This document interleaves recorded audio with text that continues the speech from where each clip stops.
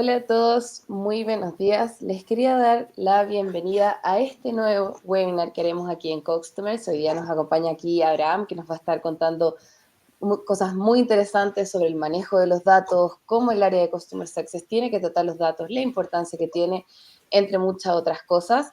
Vamos a dar unos minutos mientras se empiezan a conectar todos. Pueden, por favor, en el chat empezar a comentarnos si se escucha bien, si nos ven bien, si hay algún problema que nos avisen de inmediato para que lo podamos corregir, pero ya estaremos empezando en los próximos minutos. Nuevamente les comento este webinar que se titula El éxito impulsado por los datos. Es la clave, los datos, la clave para mostrar el valor de nuestros clientes. Contamos con un invitado muy especial hoy. Veo que nos están confirmando que se escucha bien, que nos ven bien, así que Abraham, no sé si quieres que partamos ya, tenemos ahí nuestros primeros conectados y podríamos empezar ya con el tema que nos convoca hoy. Perfecto, empecemos y muchas gracias por la invitación a poder participar y hablar un poquito de Success y Data, que son dos temas que me encantan. Buenísimo, te dejo aquí el pase. Buenísimo. Bueno, entonces, lo primero, presentarme. Soy Abraham Lerman, pero todo el mundo me dice Avi, entonces si ven como mi nombre del webinar, Avi Lerman. Actualmente soy el CX Director en Popular Power. Somos una startup que va a revolucionar la industria solar. Estamos ayudando a que todas las empresas solares puedan juntar su data de monitoreo y poder tener mejor inteligencia que los ayude justamente a prevenir, detectar oportunidades para hacer que la planta funcione mejor. Y al final, si logras que una planta solar, que depende mucho de que los días soleados estén óptima performance, detectas, no sé, un problema, una falla 2, 3, 4 días antes y mejora esa performance, es mucho como la generación que tiene el efecto climático, pero también lo que puede ser para la empresa, porque además tienen de repente compromisos con sus clientes que si no se cumplen son multas, entonces es clave. Y bueno, un poquito de mi experiencia, yo debo llevar ya 10 años trabajando con data y algo así como 6, 7 en temas de retención, fidelización. Estuve en otra startup, una startup de ciberseguridad, donde me tocó crear el área de Customer Success desde cero, o sea, partimos con un área de support y llevarla hasta hacer un área que manejaba más de 1.2 millones de ARR, de Annual Revenue, Recurring Revenue, y en particular he hecho un montón de cosas y he ayudado a más de 10 empresas en distintas etapas en justamente cómo usar su data para poder mejorar lo que es retención y fidelización o ventas, de todo, onda, desde SaaS hasta también empresas que eran venta de productos por e-commerce. Entonces, siempre me gusta empezar por el por qué la data es importante. Y acá, por favor, déjenme todas las preguntas que quieran en el chat. Si sale algo muy bueno, lo podemos ir respondiendo. Si no, lo guardamos para el final. Pero lo primero clave es que la data es lo que nos permite tomar buenas decisiones. No hay nada más peligroso que el sentido común. ¿Por qué? Porque el ser humano por naturaleza, y esto es psicología, tiene sesgos. Nosotros creemos que somos lógicos cuando somos emocionales. De hecho, está el cerebro en realidad tiene dos partes, el sistema 1 y el sistema 2. El sistema 1 es el automático y el sistema 2 es el que racionaliza. Entonces, por ejemplo, cuando están empezando a hacer una actividad nueva, probablemente empiezan paso a paso y ese es el 2. Después de que lo haces muchas veces, pasa a ser el 1, ya lo haces sin pensar, o sea, ninguno de nosotros está pensando cómo respirar. ¿Qué pasa? Que entonces no nos damos cuenta y muchas veces nuestro sistema 1 está tomando decisiones por automatización, por heurística, de saltarse pasos, y ahí es donde viene el problema de las creencias. De que, por ejemplo, no sé, los precios de los departamentos siempre van a subir. No hay forma de que tú pierdas plata comprando una casa. Bueno, a la gente que la crisis subprime demostró que eso era mentira. Esa era una creencia. Y si vieron la película de Big Short, se dan cuenta cómo muchos grandes bancos casi quiebran, porque cuando este tipo que analizaba datos se dio cuenta, mira, todos los indicadores me muestran que hay una burbuja en el mercado inmobiliario y que esto va a reventar, ellos se hicieron tomando decisiones por creencias. La creencia de que en el mercado inmobiliario era seguro y que no había forma jamás de que los precios bajaran. Entonces, la data es algo clave para tomar buenas decisiones, para poder poner realmente en evidencia si estamos haciendo las cosas por sentido común o porque realmente, o sea, si son hechos o creencias. Al final hay una frase que me encanta que es que lo que te hace daño no es lo que no sabes, es lo que crees que es cierto y no lo es. El segundo punto es que ya hay empresas, no sé, las grandes consultoras, por ejemplo McKinsey, que se han puesto a estudiar si efectivamente el uso de datos genera una diferencia o no. Y hay un estudio súper bueno, un poco viejo, yo creo que hoy día incluso debe ser más la diferencia, porque con la existencia de la inteligencia artificial esto se ha puesto exponencial. Pero ya en 2014, cuando comparabas a las empresas que eran top adopters de tema de datos con las que no, te das cuenta que eran hasta 7 veces mejores para retener y vender, como expandir a sus clientes. De hecho, y para atraer, o sea, para atraer nuevos clientes eran 23 veces mejores. O sea, comparan a las top con las peores y esa es la diferencia. Al menos 7 veces. Entonces, nosotros que estamos en el mundo de Customer Success, que el trabajo es justamente retención, claramente no usar data te está poniendo en el segmento donde debe ser, fue 7 veces peor a, por ejemplo, un competidor tuyo que sí lo está haciendo. Y justamente llega el punto de que una estrategia exitosa tiene que poder, está basada en datos. ¿Por qué? Porque más allá de que es importante si es Customer Success, uno piensa que es relacionamiento y tener como buenas relaciones con clientes y una parte importante de eso, para hacer una estrategia yo necesito poder identificar segmentos y ahí necesito poder justamente tener datos de los clientes para saber qué clientes tipo 1, tipo 2, tipo 3, separar sus necesidades, dolores, etcétera. Y muchas veces no es por si es de una industria y un tamaño, sino a veces son cosas un poquito más cualitativas, o sea, no tan obvias, como por ejemplo, qué necesidad tiene, si tiene un tipo de cliente, o sea, podemos tener dos clientes de dos industrias distintas, pero que tienen un problema común y que el segmento sea por el problema que tienen que resolver con nuestro producto y no necesariamente la industria a la que pertenece.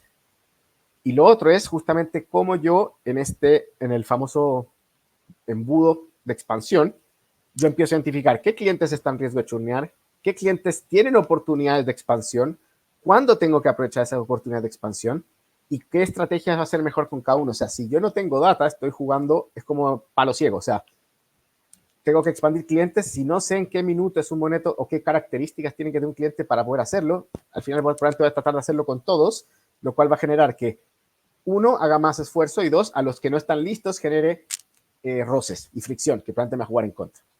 Entonces, si quieren, vamos avanzando. Entonces, cuando hablamos de indicadores y cómo medir, esta parte es clave, que es que hay dos mundos. Están los lagging indicators y los leading indicators. Los lagging indicators o indicadores retrasados, o sea, generalmente son resultados y son los que estamos acostumbrados a ver, los famosos KPIs o KPIs, los Key Performance Indicators. Y es una foto de lo que pasó, o sea, lo que hice los últimos 6 meses, ¿funcionó o no funcionó? Estamos hablando de ventas, el churn, satisfacción, NPS. O sea, si al final yo cuando veo un lagging indicator tengo una foto del hoy en base a lo que hice ayer. Sé si estoy bien o mal, pero no sé qué tengo, si lo que estoy haciendo ahora va a funcionar. O sea, yo puedo haber hecho muchas acciones y a lo mejor mejoré o pero un indicador, pero no sé cuál funcionó. Bueno, eso me pasa con los lagging indicators. Piense lo que es como ir en un auto y saber que vamos a 60 kilómetros por hora. Bien, sabemos. Lo que no sabemos es si estamos yendo muy rápido o no. O si tendríamos que acelerar o frenar. Para eso necesitamos los leading indicators. Los leading indicators generalmente van asociados a comportamientos, ¿cierto? Y lo podemos usar para predecir resultados o para anticiparnos a cosas que van a pasar. Acá, por ejemplo, puede estar usado el Health Score, podemos ver temas de conversion rate. Hoy día estaba viendo justo un post que hablaba del time to value. Son cosas que me permiten, el Product Market Fit, yo creo que entra perfecto en este grupo. Product Market Fit es si tengo o no con el producto que estoy, fit con el mercado. Entonces, tomando este ejemplo de la velocidad, es imaginarse que acá estos son indicadores que me dicen que estoy a 3.500 revoluciones en cuarta en una autopista de 120. Entonces, claramente, en nuestro ejemplo de 60 kilómetros por hora, ir a 60 en una autopista de 120, si estoy a 3.500 en cuarta, lo que me dice es que probablemente debería acelerar. Si el indicador, el leading indicator dijera que voy a 60 kilómetros por hora en una calle de 40, en primera, es que probablemente hay que frenar o cambiar el cambio, pero hay que regular la velocidad. Entonces, esa es la gran diferencia. Eso es lo primero, tener claro qué es un indicador que me muestra resultados, qué es un indicador que me puede ayudar a predecir resultados o a ver qué acciones, si las acciones que estoy tomando me funcionan o no. Entonces, ya hablamos de los lagging indicators, resultados. Vamos a profundizar un poquito, ¿ya? Entonces dijimos que son importantes para mí el negocio. Estos son claves. Esto realmente es, si yo no tengo buenos lagging indicators, es como estar perdido, sea, al final del día, probablemente siempre partimos por esto porque es lo que nos dice si vamos bien o mal. O sea, los resultados igual son muy relevantes. Y yo los divido en tres grupos. Están los indicadores que están asociados a los economics del negocio, a cómo le está yendo al negocio en la parte comercial, o sea, realmente en sus economics financieros, comerciales, que por ejemplo ese es el churn, que el churn puede ser el logo churn, o sea, cuántos clientes hemos perdido respecto a la base original, pero como número de logos, como clientes, o puede ser revenue churn, el churn de ingresos, porque a lo mejor puede estar pasando que estoy perdiendo un cliente al mes y tengo 100, entonces es un 1% y estoy muy feliz, pero resulta que estoy perdiendo todos los clientes que son de ingresos altos. Entonces, en revenue churn, el churn de ingresos puede ser 4 o 5%. Y ahí no estamos también. Entonces, eso todos resultados. Y tiene que ver, ok, son los resultados que le pegan directamente a la billetera del negocio. ¿Cuánto estoy vendiendo cruzado? El net dollar retention, o sea, por ejemplo, de las cuentas que tengo, las cuentas se están expandiendo, o sea, cuando yo parto el mes y termino el mes, de las cuentas iniciales, ¿estoy logrando que se venda más, o sea, que gasten más conmigo? O, por ejemplo, estoy teniendo revenue churn, entonces no se me dan los clientes, pero reducen cuánto gastan conmigo. Ese es el NDR o Net Dollar Retention. Después tenemos los de satisfacción. Esto ya no tiene tanto que ver con cómo le estoy ayudando al negocio, tiene que ver cómo está la experiencia de mi cliente, si está feliz o no. Y ahí el más clásico, que probablemente han escuchado millones veces, es el NPS, que es el Net Promoter Score, que en esencia es si me recomendarías o no, y ese es un súper buen indicador comercial, porque al final del día es un buen predictor de, por ejemplo, para ventas, si vamos a tener boca a boca o no. O sea, si yo tengo un NPS negativo, y acá hay un punto clave, es cada persona que sea un detractor, lo más probable es que hable hasta con 10 personas mal de ti. Cada persona que es un promotor, probablemente hablar con 3 personas bien de ti. Entonces, un cliente que es un detractor te puede estar costando las 10 personas con las que va a hablar mal, más las 3 personas con las que no va a hablar bien. Entonces, generalmente el NPS nos sirve para saber, es como esa métrica comercial que nos puede servir saber, ok, qué tan bueno, si tenemos 80, 90% NPS, sabemos que realmente, no sé, de 10 clientes, vamos a tener a lo mejor 30 que nos van a traer solamente por hablar bien, o 30 posibles leads gracias a que hablan bien de nosotros. El otro es el CES, o el Customer Effort Score, o el indicador de esfuerzo de cliente. Se usa poco, pero es muy útil. ¿Por qué? Porque nos permite poder identificar puntos de fricción donde el cliente está encontrando esfuerzo, cosas que le cuestan. Entonces, una pregunta, por ejemplo, en cuesta de satisfacción sería, ¿qué tan difícil fue para ti hacer login?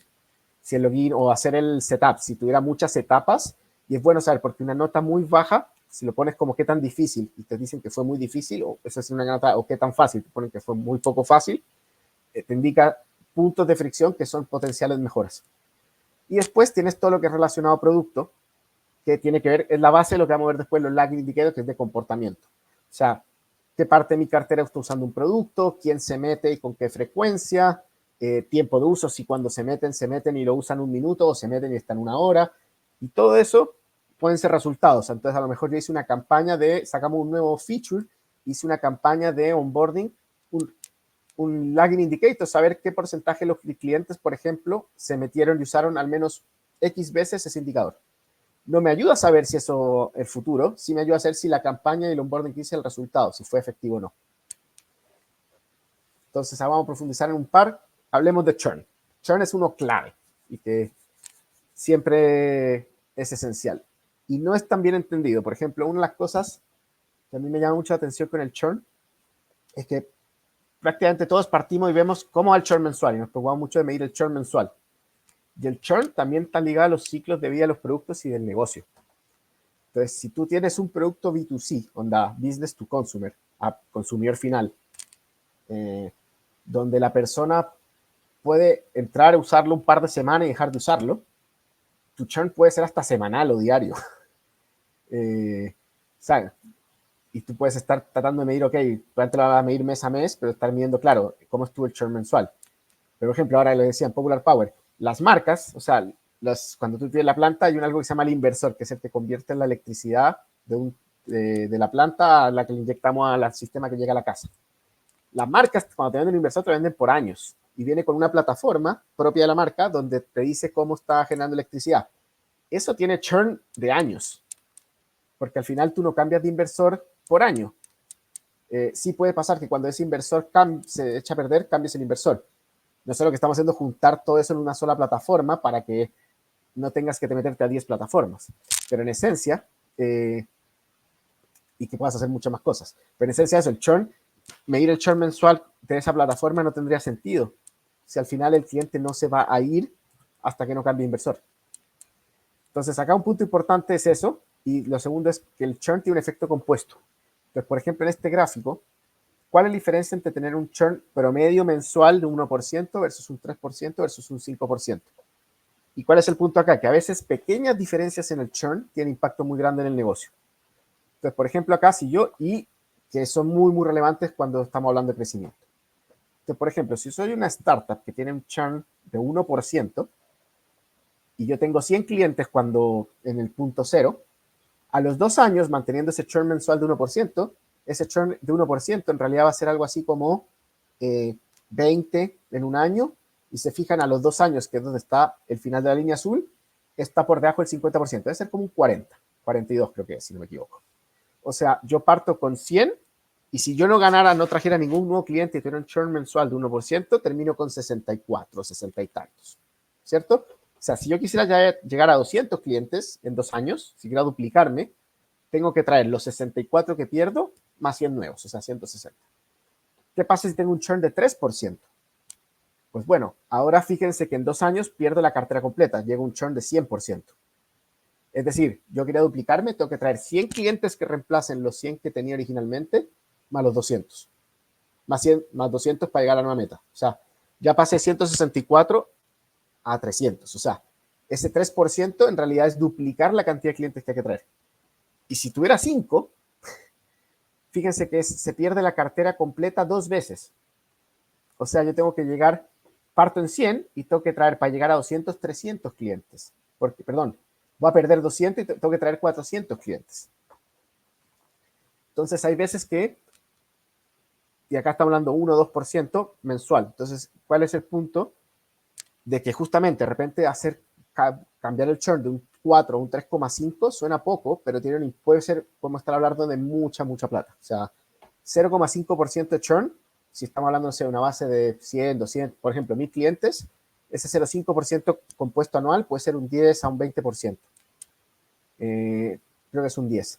Entonces, justamente, el 10% en un año de 1000 clientes son 100 clientes. Es mucha plata. O sea, perder 100 clientes menos es apto. Y estos son datos importantes, dado que estamos hablando de fuga, entender por qué ocurre la fuga. Y este es uno primero que es clave. Existe 0% relación, o sea, no hay ningún tipo de relación entre la satisfacción y la lealtad. De hecho, no tiene nada que ver. Entonces, no porque tengamos un NPS de 90% 9, vamos a tener buena retención. De hecho, podríamos tener un súper buen NPS y tener una fuga gigante. ¿Por qué ocurre la fuga? La fuga generalmente está ligada, o sea, de hecho, este es un concepto interesante, que es que en realidad uno no puede hacer más leal a las personas o a los clientes. Y acá el ejemplo que se lo copié a alguien más es, piensen en su lugar favorito de pizza. Si al día siguiente apareciera uno exactamente igual, que se ve muy parecido, pero con un 20% de descuento, ¿estarían dispuestos a probarlo?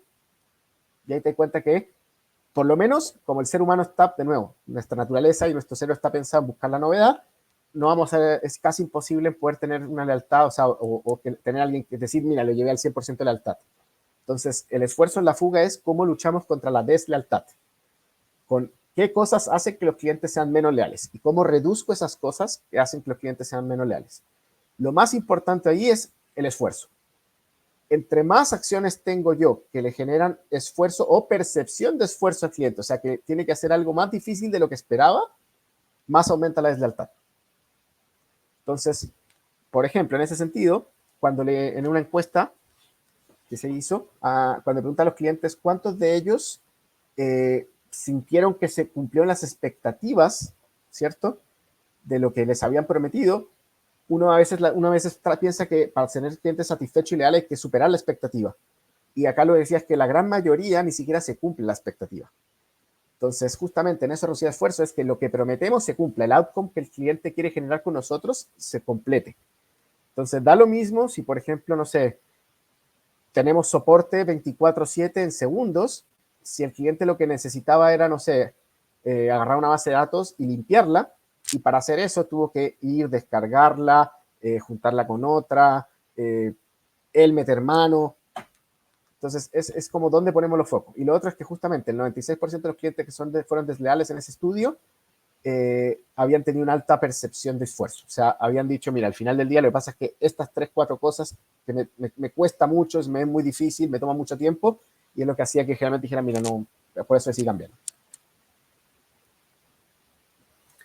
Otro importante dentro de Economics es el Lifetime Value.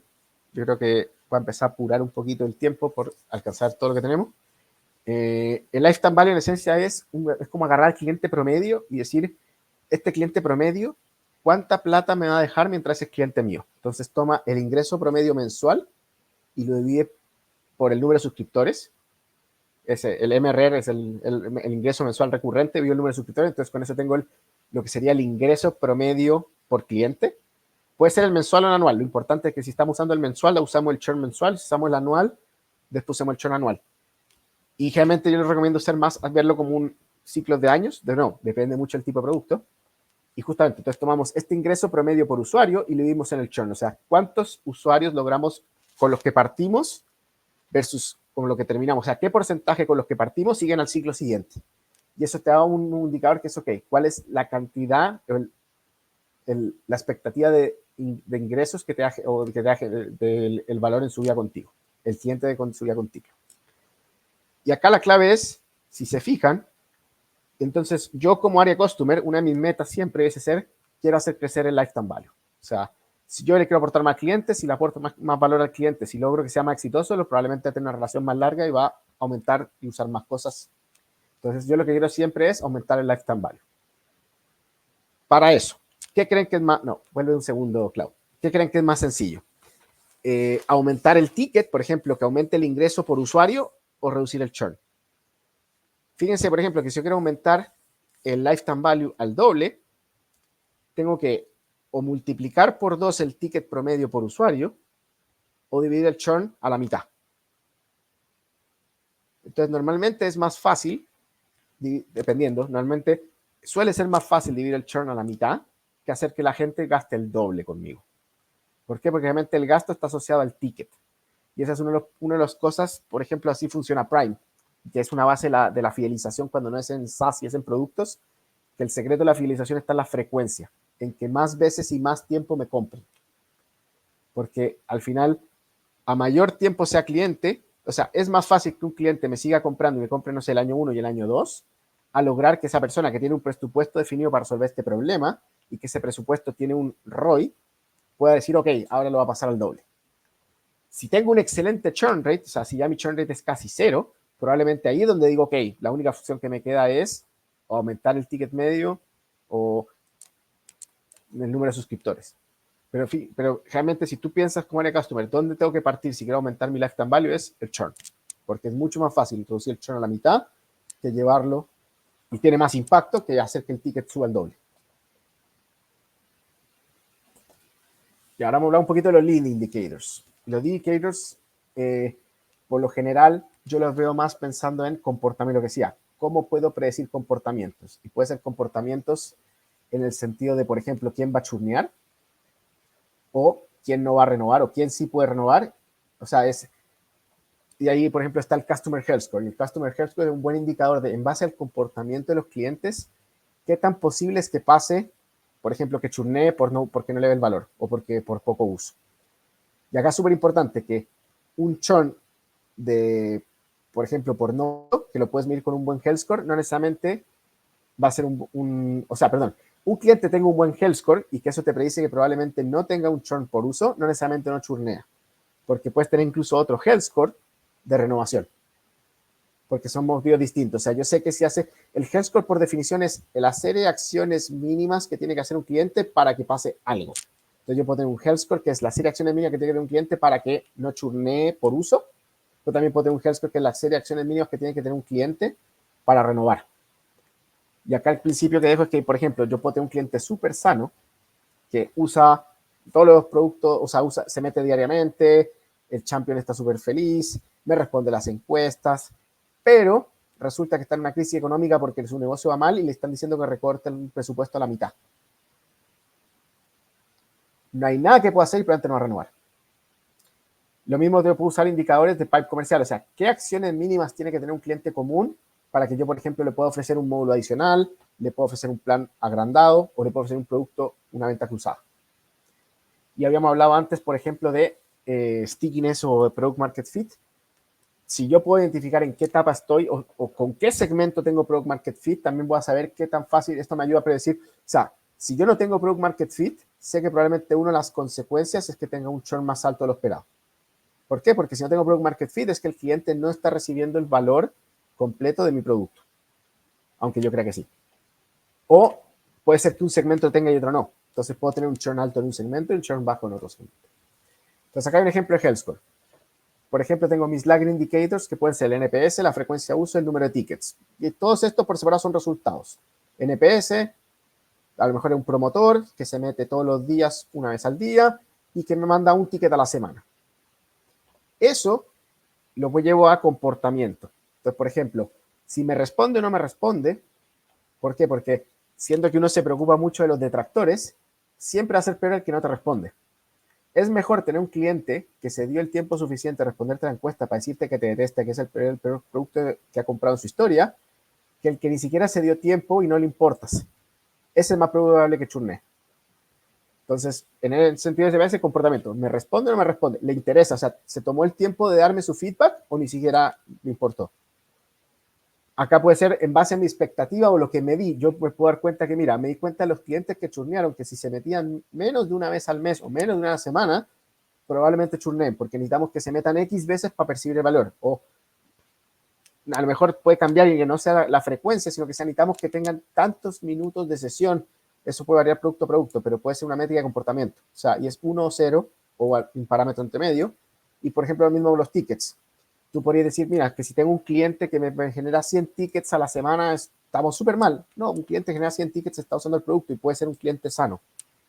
De hecho, con el tema de los tickets puede ser una parábola, porque si no genera tickets, puede estar en el rango de decir, mira, si no generan tickets en 6 meses es que no lo está usando y puede ser riesgoso, o porque a lo mejor incluso también cree que no te necesita.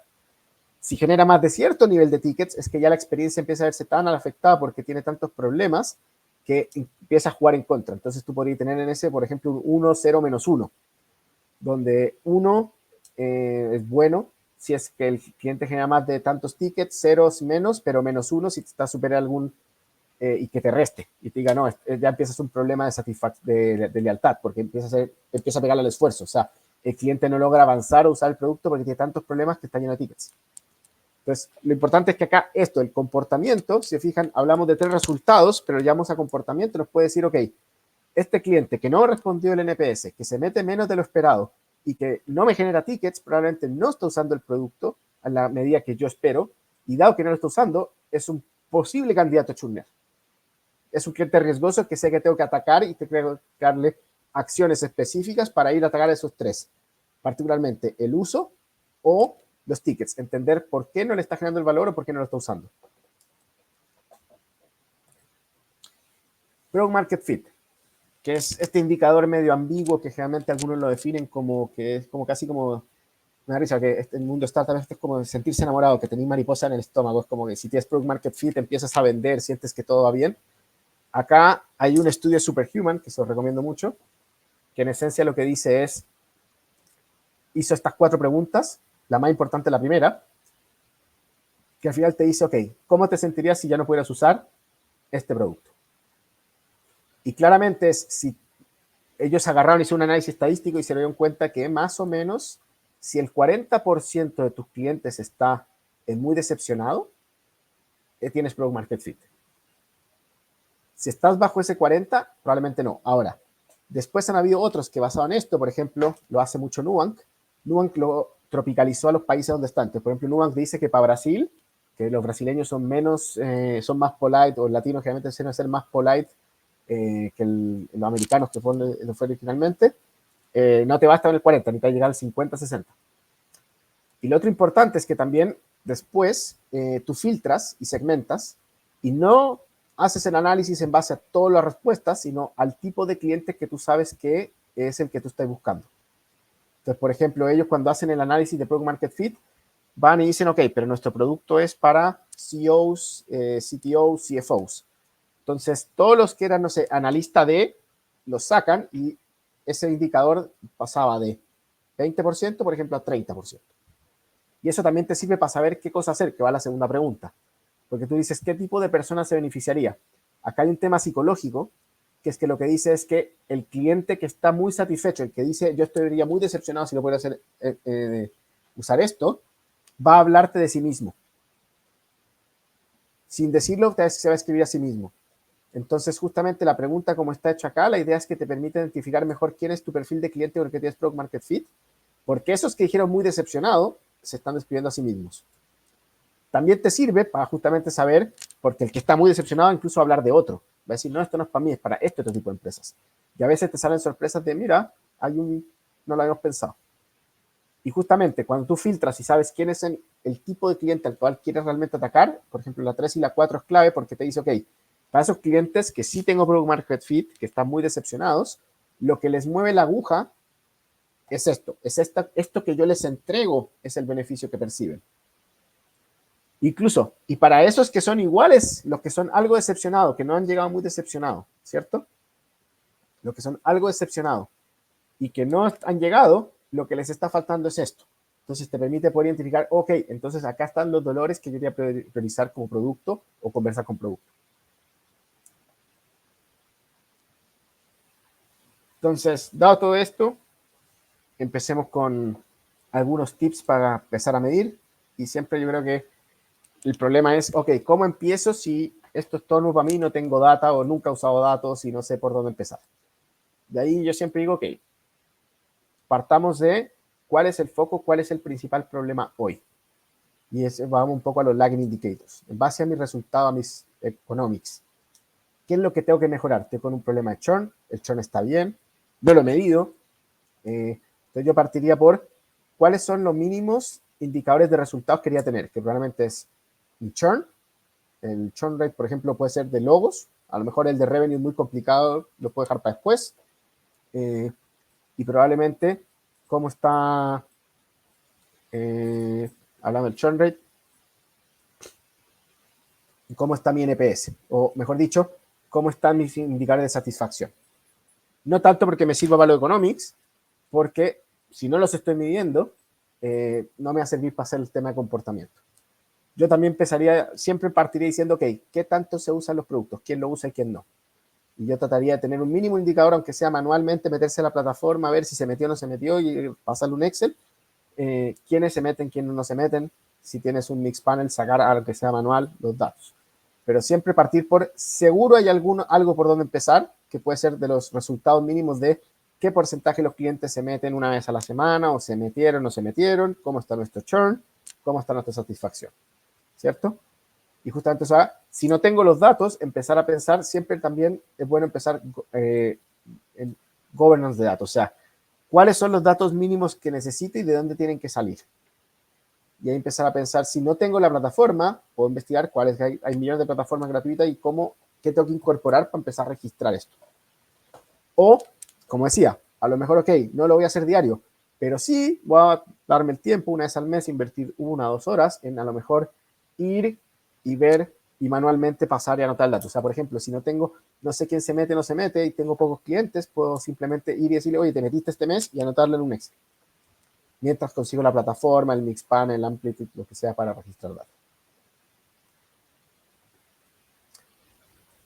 Eso y no concentrarse que solamente necesito data cuantitativa, o sea, de lo cualitativo se puede sacar y lo importante es registrar de forma ordenada y estructurada para que eso cualitativo, por ejemplo, puede ser si el cliente se junta conmigo o no. Y siempre simple es mejor que complejo. Entonces, una vez se confunde y dice, no, pero es que esto, por ejemplo, lo que mostrar, un health score básico puede ser si se junta o no se junta conmigo, si me responde o no me responde de la encuesta, si se mete o no se mete en mi plataforma. Y ya con eso ya puedo separar de quiénes pueden estar muy riesgosos porque las 3 están bajas, de quién las cumple, de quién hace mitad y mitad. Buenísima y muchas gracias, Avi, por toda la presentación. Ya están llegando algunas preguntas mientras estuviste presentando, las vamos a ir respondiendo ahora. Y invitar al resto de las personas que nos están viendo, si igual tienen nuevas preguntas, las pueden ir dejando en el chat o hacerlos por la transmisión de LinkedIn para que las podamos ir ahí respondiendo. Así que te voy a pasar aquí una de las primeras preguntas que tenemos que nos hace Mónica y nos dice: hola Avi, gracias por tu presentación, tengo la siguiente duda. ¿Qué estrategia basada en datos ha resultado más efectiva para reducir el churn en tu experiencia? Ya, muy buena pregunta. Diría, se me ocurren dos. Lo primero es entender bien los motivos de churn. O sea, el churn también no tiene, o sea, los clientes no churnean por 20, son, yo lo saqué alguna vez de un artículo, pero lo he usado, que son 4 o 5 motivos clave por los que un cliente churnea. Porque no le está viendo el valor al producto, o sea, al final cuando hace la matemática dice estoy pagando 10 y no recibo 20, por tanto no quiero seguir pagando. Porque puede ver el valor, pero la experiencia es terrible. O sea, sí, me generas 20, pero la verdad es que, no sé, es como esas plataformas a la antigua que todavía existen, por ejemplo, los RP contables viejos, que para poder sacar una factura tienes que hacer 400 clics y que si se te equivocas se te borra todo nuevo y tienes que volver a empezar. A lo mejor te hace el trabajo, pero es tan desagradable usar que dices, no, prefiero buscar otra cosa. O porque no sabes usar algo. Es la típica de me hice sign up a una plataforma, la traté de usar, me confundí, no supe, la dejé ahí, nunca más la usé, mira, estoy pagando meses, pues cerrémosla porque al final del día no, nadie la usa. Entonces, eso tiene que ver con valor y uso. Y después puedes tener lo que decía, que no necesariamente temas de uso pueden ser no renovaciones, es cuando hay necesidad económica, y a veces puede ser, no sé, motivo de churn, cambió el buyer persona era amigo de la competencia y se quiso traer la plataforma. Pues digo que hay veces que no puedes hacer nada. Pero si tú estructuras bien y empiezas a medir, incluso puedes ir atrás a los clientes que perdiste y decir, ok, ¿por qué lo perdimos? Y ojo que no siempre es una, a veces es una mezcla de 2, 3, pero tú puedes decir, mira, voy a ponerle, esta fue la más importante.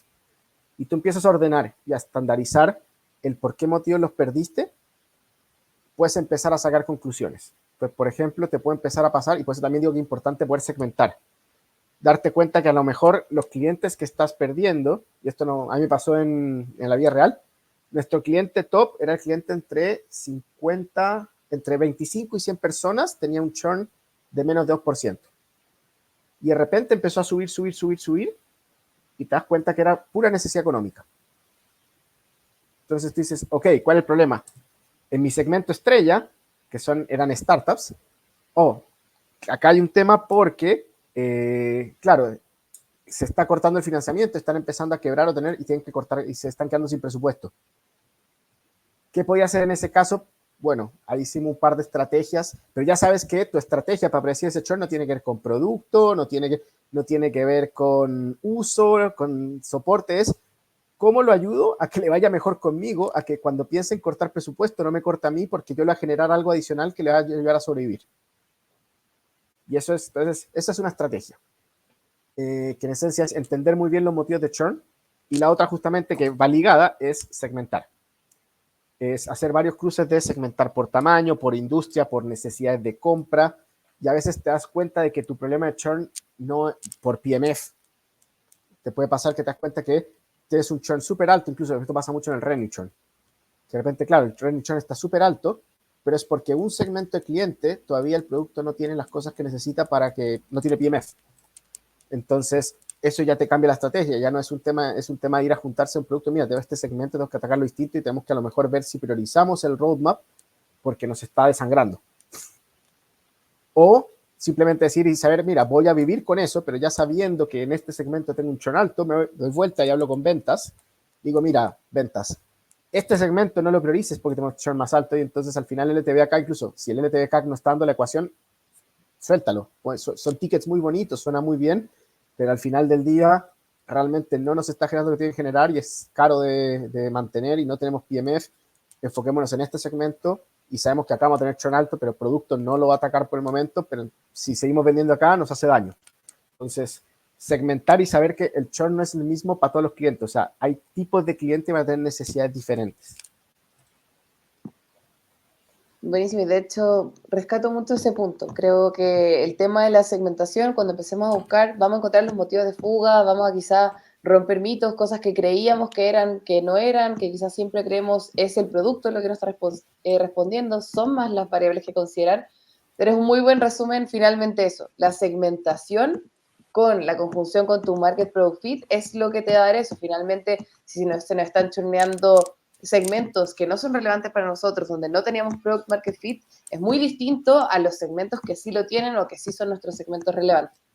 Voy a pasar aquí con otra pregunta. Bueno, tenemos varias, pero para que las vayamos resolviendo.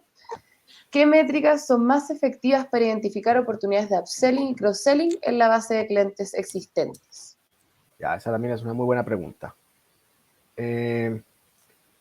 No creo que, no he encontrado ninguna métrica así como clave. Yo lo que más he usado es lo que decía, qué acciones pueden hacer un cliente que upsellea o crosselea. ¿Cuáles son las acciones mínimas, actividad o el comportamiento mínimo para que pueda pasarlo del punto A al punto B? O en qué etapa del ciclo de vida tiene que llegar y en qué condiciones para que pueda pasar del punto A al punto B. Lo importante con el cross-sell es acordarse que siempre es más barato y va a ser más fácil venderle a un cliente que ya tienes que a uno nuevo. Entonces, muchas veces es simplemente entender cuál es su dolor real. Y entonces ahí lo que yo diría más bien es no tanto de cómo saber si la oportunidad es buena o mala, pero sí para hacer pipe o proyección comercial, tú puedes agarrar la cartera completa y si tú entiendes bastante relativamente bien las necesidades de compra, tú sí puedes hacer un, ok, partamos de lo base, que es decir, de estos 10 clientes que tengo, este la tiene, este no, este sí, este no, ok, hay 4 que la tienen la necesidad y están en la etapa correcta del ciclo para poder crossolearlo, no sé, los próximos 3 meses. Entonces esto dice que a lo mejor hay 4 oportunidades. Si mi conversión histórica es de un 50%, hay 2 probablemente que puedo cerrar este Q. Y eso puede ayudar para la expansión y decir, ok, con más o menos una cierta certeza, yo puedo decir que probablemente hay 2 oportunidades de venta, o sea, esto es lo que puedo generar en cross-sell, y después también se da vuelta y habla, por ejemplo, con el resto de la sala y dice, ok, si teníamos que generar 10 y yo puedo generar 2, veamos cómo de venta nueva generamos 8. Que ese es un error a veces que suele pasar, que decimos la meta de cross-sell tiene que ser 10 y no tenemos en cuenta cuántas cuentas hay. Entonces decir, tengo que vender 10 y tengo 10 cuentas y 4 están listas, no hay forma. Y a diferencia de ventas que puedes ir y buscar más pipe, acá no puedes crear más cuentas y si entran más cuentas no necesariamente van a estar en la etapa correcta para ir a vender. Entonces es como que realmente sirve más para el pipe. Pero yo diría que es eso, o sea, puede ser como crear una especie de un health score de cross-sell o de upsell, que es también, cuando ya tengas más masa de clientes que hacen, decir, ok, ¿qué actividades mínimas hicieron los clientes que compraron? Y a veces también sirve mucho el qué cosas o qué actividades o qué tenían en común los que no. Entonces, no siempre identificas lo que sí, pero a veces es mucho más fácil identificar lo que no. Entonces, por ejemplo, puedes decir, mira, yo me di cuenta que todos los que no es porque ya tenían un proveedor de antes y no querían cambiar de proveedor. Ok, perfecto. Ya con eso puedo sacar y ir a mi pipe y decir, ok, de estas 10, hay 2 que probablemente no, porque vienen con proveedor. Como por hacer un ejemplo. A veces uno busca el sí y es más fácil encontrar el no. Exactamente, y creo que también tenemos que tomar la perspectiva como interna de nosotros como producto. Es muy importante lo que tú decías, si nos ponemos una meta de upselling o de cross-selling, pero ni siquiera sabemos si nuestra base de clientes está preparada para eso, y eso de detectar el comportamiento nos lleva a ese punto con el cruce de nuestros propios casos de uso. Finalmente, si detectamos la necesidad que tiene el cliente y conocemos nuestros casos de uso como producto, ahí vemos dónde está el match y podemos hacer ese diagnóstico previo de ¿va a haber un match y tenemos ese potencial de expansión o de cross-selling? O finalmente no lo tenemos y las metas no van a llegar hasta ese punto y tenemos que empezar a explorar otras opciones, tenemos que empezar a cuestionarnos cómo upsellar o cross-sellar en nuestro caso nuestro producto, pero con conciencia y responsabilidad, digamos, de la base que tenemos, que sabemos que se puede aprovechar mucho, en eso no hay discusión, pero tenemos que también valorizar o poner ese límite a ese aprovechamiento que podemos tener. ¿No? Y por eso también poder medir qué acciones hacen que alguien realmente claro, el obsolee es súper comportamiento. importante porque a veces es ambiguo y tú puedes decir, no, mira, lo que pasa es que vi la base y de los 10 hay solamente 5 que están calificados para hacer un cross-sell. Y del otro lado tenemos que decir, pero si todos son clientes clasificados, ya son clientes, ¿por qué no están? Y si claro, tú no tienes un buen dato que diga, mira, no, lo que pasa es que sí hubo un estudio que los que hacen upsell encontramos que tienen que estar en esta etapa de vida, tienen que haber hecho, o los que no hacen tienen esto en común y todos esto no lo tienen, entonces lo más probable es que no lo vean, aunque vayamos a veces va a tener que intentarlo, a veces va a tener que ir y decir, mira, hagamos un experimento, yo tengo mi estudio, voy a ir igual, si salen los resultados de que todo esto no, para la próxima dame, Y por eso también la data también sirve para alinear, para lo que decía, la creencia puede decir que todos los clientes pueden hacer upselling, y tú y ojalá fuera así, o sea, el mejor de los mundos es que tú tengas un producto donde todos los clientes pueden hacer upsell y cross-sell. La realidad normalmente no es esa, entonces justamente todo esto también te sirve a saber, ok, quiénes sí, quiénes no, cuándo, o quiénes no ahora, y quiénes no nunca. Claro. Buenísimo. Vamos aquí con la última pregunta de Aileen. Nos dice, hola Avi, gracias por tu presentación clave y clara. En base a tu experiencia, ¿cómo iniciaste el área de Customer Success y en qué te enfocaste para que dejara de ser un área reactiva y pasara a ser más proactiva? Esa está compleja, esa es difícil. Los Lo que insights, pasa es que los top de que se te vengan a la mente. no, lo que pasa es que normalmente todas las áreas de Success parten de un área de soporte. Entonces siempre hacen soporte al principio y de hecho por mucho tiempo siguen haciendo soporte. E incluso yo lo he usado. Una estrategia puede ser cuando el producto no está listo y estás empezando y no tienes tantos clientes, abusar de que Success también haga soporte para que subas tanto el servicio que digas, ok, yo subvenciono mi falla alta de producto con un muy buen servicio. Entonces el cliente a lo mejor dice, ya, sí, el producto no es tan, pero la verdad es que me atienden excelente. Es como el concepto de, tengo un problema y me lo resuelven y me llamo al gerente y el gerente me responde. Entonces eso te sirve mucho al principio cuando tienes, entonces separar eso es difícil y puede vivir por mucho tiempo, incluso puede ser una estrategia que digas conscientemente, yo voy a usar esto para reducir mi churn, porque sé que me va a demorar, por ejemplo, en tener Product Market Fit un año. Entonces, ¿por dónde partir? Yo creo que hay que partir por reeducar a las personas, a los equipos, de que su rol ya no es atender consultas o resolver tickets, sino que su rol es poner muy en claro que tu rol es que el cliente le vaya bien, que el cliente sea exitoso con el producto y repetirlo muchas veces. Y empezar a hacer este mantra de, no importa si el cliente le resolviste todos los tickets y tiene una CSAT de 10 y está súper satisfecho, si al final del día no se mete y no, o por ejemplo, no logró hacer lo que queríamos con el producto. Es como que ponerle en su cabeza que su rol no es resolver los problemas, su rol es que le vaya bien. Y yo partiría por ahí. Y ese que le vaya bien después puede tener distintas aristas. Normalmente lo que me ha tocado ver es que la primera que tomas también cuando no haya habido nunca un área es que lo que partes haciendo es el onboarding.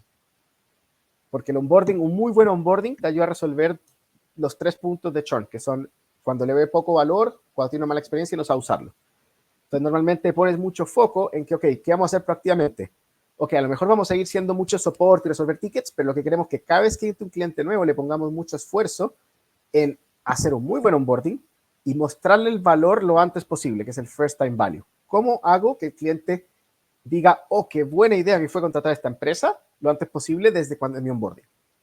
Entonces ahí yo puedo identificar hitos, cosas y tratar de encontrar ese efecto wow que apenas entra el cliente y a veces ni siquiera tiene que ser algo el producto. O sea, en esta startup de ciberseguridad que estuve, lo que hicimos fue que por mucho tiempo el efecto wow era un tema consultoría, que era poder decirle, mira, no tienes que atacar el problema completo, me agarrar este pedacito y te voy a ahorrar con eso 6 meses de trabajo.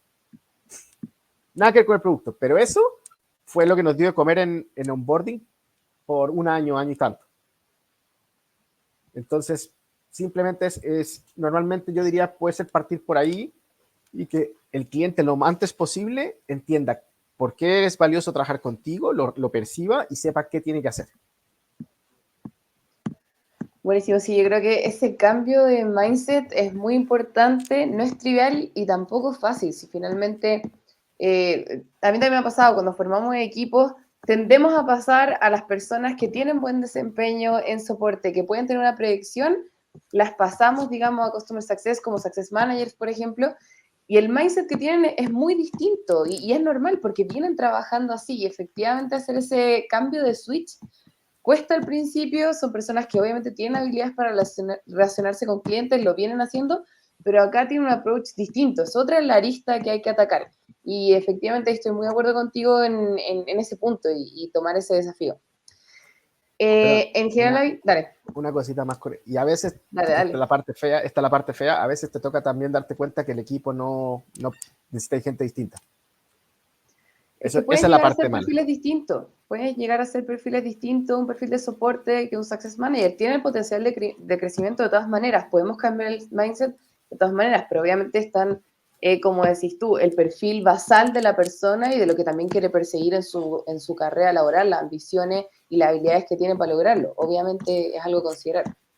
Por ejemplo, así como un ejemplo rápido, tú puedes tener en soporte a alguien que sea muy servicial, que le guste ayudar a las personas, pero que su personalidad intrínseca es, por ejemplo, que quiere que lo feliciten constantemente, por ejemplo, porque resuelve los tickets muy rápido. Entonces lo hace muy feliz que siempre tener una nota de 9.8 en satisfacción porque es una máquina resolviendo tickets y porque es la que menos se demora o el que menos se demora.